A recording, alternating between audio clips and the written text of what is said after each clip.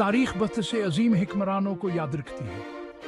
इन हिक्मरानों की कहानियाँ, उनकी फतूहात और उनके कारनामे आज भी हमारे दिलों में जिंदा हैं। मुस्लिम दुनिया ने भी ऐसे हया फसानवी रहनुमा पैदा किए। इन रहनुमाओं ने न सिर्फ अपनी कौमों की क़यादत बल्कि दुनिया भर में अपने बसीरत आवर हुकमत का लोहा मनवाया। अन बादशाहों और शहनशाहों ने सिर्फ फतूहात ही हासिल नहीं की, उन्होंने अपने दुश्मनों को शिकस्त दी और अपनी सल्तनतों को वसत दी। बल्कि हानों ने इल्म, रवादारी और खुशहाली की बुनियादों पर सल्तनतों की तमीर की। उनके दौर में इल्म व हिकमत की रोशनी फैली और उन्होंने अपने अवाम को तरक्की की राह पर गामज़न किया।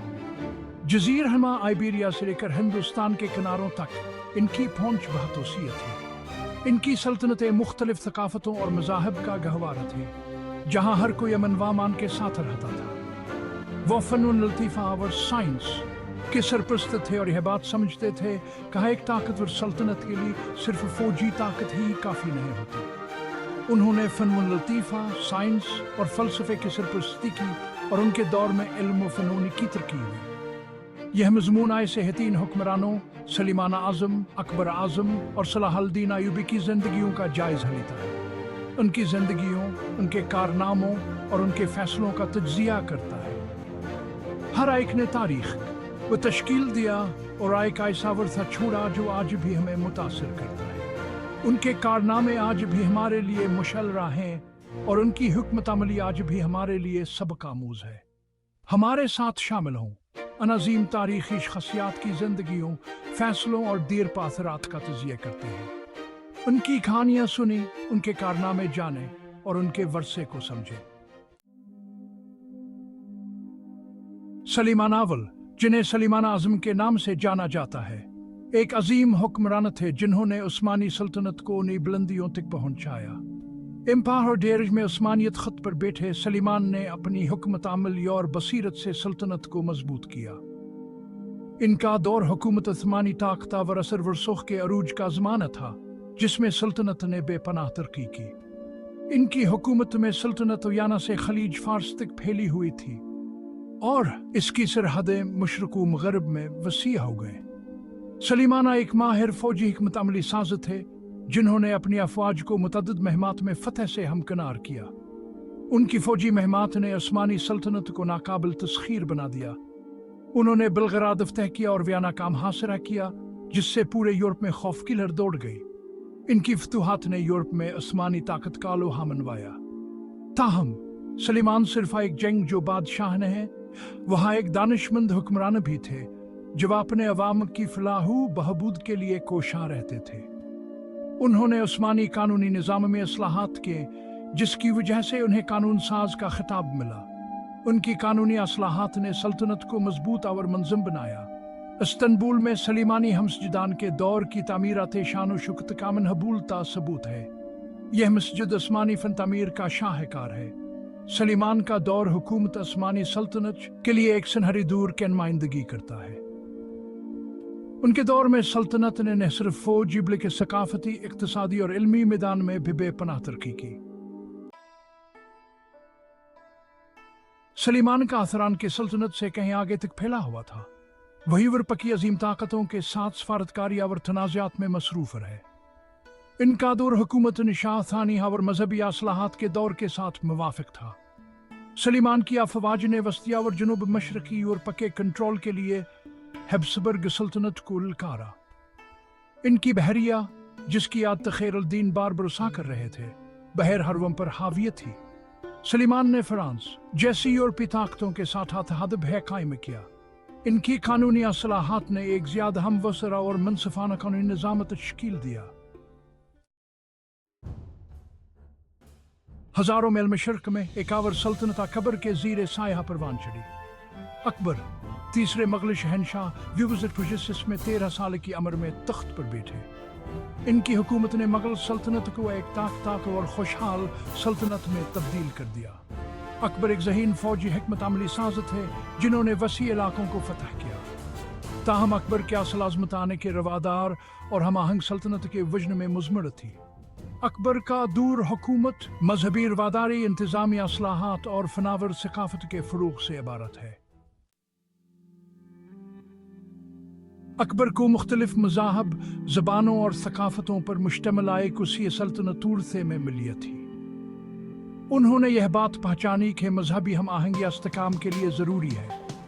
اکبر نے مذہبی رواداری کی پالیسی اپنائی۔ انہوں نے جزیہ ختم کر دیا اور ہندوؤں کو اعلیٰ عہدوں پر فائز کیا۔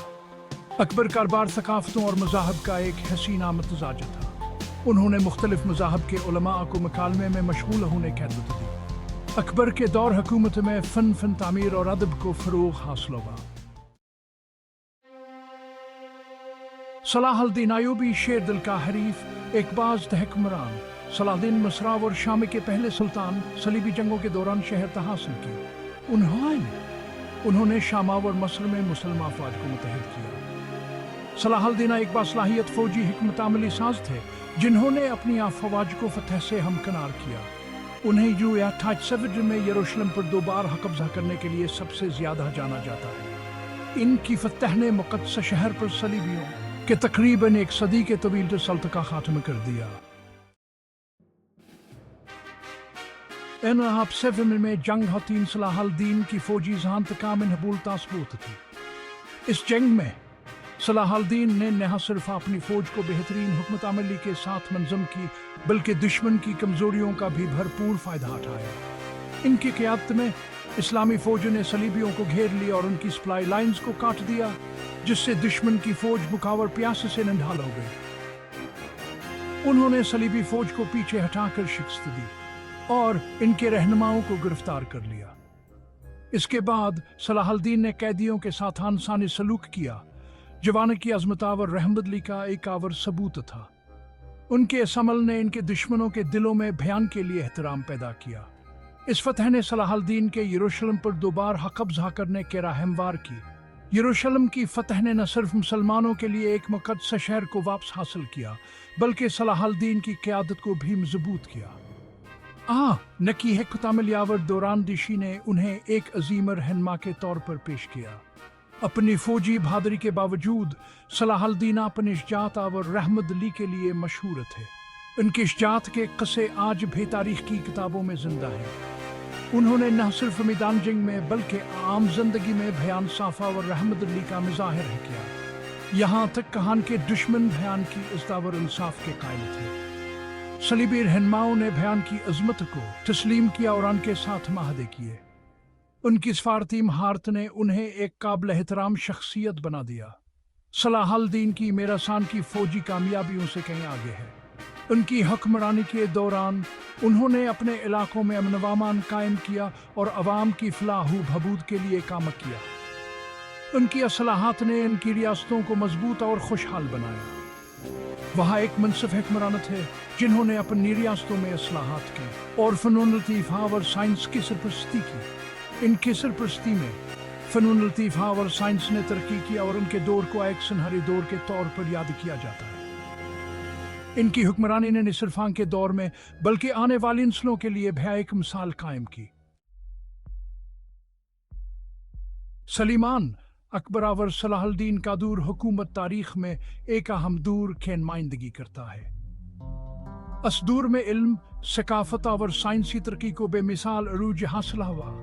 ان حکمرانوں نے اس سنہرے دور کو ہوا دینے کے لیے نمایاں سرمایہ کاری کی۔ انہوں نے مدرسوں اور یونیورسٹیوں کے قیام کے ذریعے تعلیم میں بھرپور سرمایہ کاری کی۔ یہ ادارے علم کے مراکز بن گئے۔ مسلم حکمرانوں نے قدیم تحریروں کو محفوظ رکھنے اور ان کا ترجمہ کرنے کی اہمیت سلیم کیا۔ یہ کاوش قدیم علم کو مغرب تک پہنچانے میں معاون ثابت ہوئی۔ ان مسلم حکمرانوں کی میراث پتھر اور سنگ مرمر پر کندہ ہے۔ استنبول کی سلیمانی مسجد سے لے کر غرناطہ میں الحمرا تک ان کے شاندار تعمیراتی شاہکاروں کے وجن کا مقبول ثبوت ہے۔ یہ عمارتیں عقیدہ، طاقت اور ثقافتی شناخت کا اظہار تھی۔ انہیں رعب اور حیرت کو جنم دینے کے لیے ڈیزائن کیا گیا تھا۔ ہند سے مونو، خطاطی اور آرائشی عناصر کے استعمال نے ایک منفرد جمالیات پیدا کی۔ ان تعمیراتی عجائبات میں سے ہر ایک کی اپنی کہانی ہے۔ یہ عمارتیں ایک امیر اور متحرک ثقافتی ورثے کی زندہ نشانیاں ہیں۔ سلیمان، اکبر صلاح الدین اور دیگر مسلم حکمرانوں کی کہانیاں ہمیں یاد دلاتی ہیں کہ تاریخ عزائم، عقیدہ، تنازع اور ثقافتی تبادلے سے بنے ہوئے ایک تانے بانے۔ ان رہنماؤں نے تاریخ پر ایک امٹ نشان چھوڑا، ان کی میراث آج بھی ہماری دنیا کو تشکیل دے رہی ہے۔ ان کے چھوڑے ہوئے شاندار تعمیراتی شاہکار آج بھی ہمیں حیران کرتے ہیں۔